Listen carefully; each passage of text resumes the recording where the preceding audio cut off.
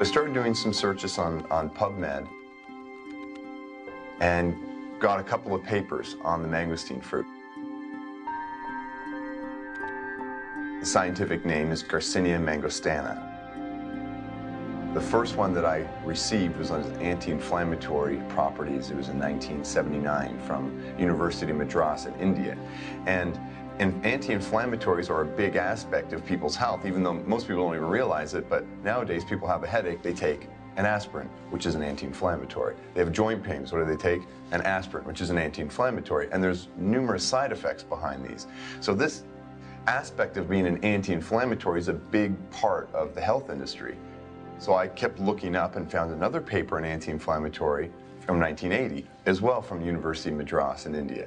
And then the big one that came was from Sendai, Japan, where there's a laboratory there that did research on how the mangosteen fruit stops the body from having an inflammatory reaction. And that was a big paper to show what is a buzzword in the health industry is a COX inhibitor. It stops an enzyme in the body that makes your body have pain and swell and so forth. And he came back a couple weeks later with about 1.5 feet of research. We were stunned. He went and did a Medline search, and he came back with scads of documents about the scientific validity of as to why these things work. In the health industry, exaggerations can come. And Joseph and Gordon talk about 1.5 feet of paper research, and that is not an exaggeration. There really is 1.5 feet of research. As a matter of fact, one of the researchers went so far as to state that he found it very hard to believe that no one had actually introduced the mangosteen commercially to the market with all of the research that had been done on it. That's why when we originally talked to Dr. Templeman, he said, I don't want to look at this unless it's had science behind it, some peer-reviewed science. I was approached by someone on staff at the University of Utah Medical School, who I respected, and he asked me to take a look at some papers. Now, all of these papers had been in scientific journals, and what struck me was the wide variety of applications, what we would call in medicine indications for usage. Extremely broad. You know, it's one thing to say, you take this and it does this for you, we don't know why. But it's another thing when they've been able to say, the rind of the pericarp from the mangosteen contains xanthones.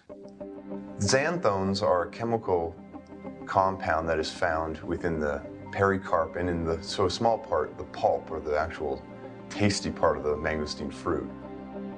It's not familiar to most people because it's a chemical class that's not found in most of the fruits and vegetables and plants that are in this side of the world in the United States. Xanthones as a class of substances are found mostly in lower plants, things like lichens and pieces of wood. You're not going to want to eat that.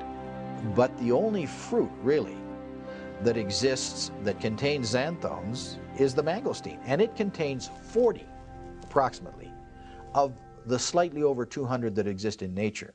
The thing about science is it does not give all of the answers, but it helps give an idea that there is something to this fruit. Groups of scientists that have done the studies have had their peers review it, and the peers come back and say, you know what, that's legit. That's legit science. The science that's required to allow a person to make a choice about what food they're going to eat is a whole lot less detailed than if you were talking about what medicine they were going to use. With supplements and foods, it's an entirely different question. I mean, people can eat whatever food they wish. This is not a medicine. This is a food. And that was the first thing that attracted me, because most things in the supplemental market have little or no science behind it. And you know, I'm a doctor, not all doctors are scientists, and I don't necessarily consider myself a scientist, but I want to know that science is there.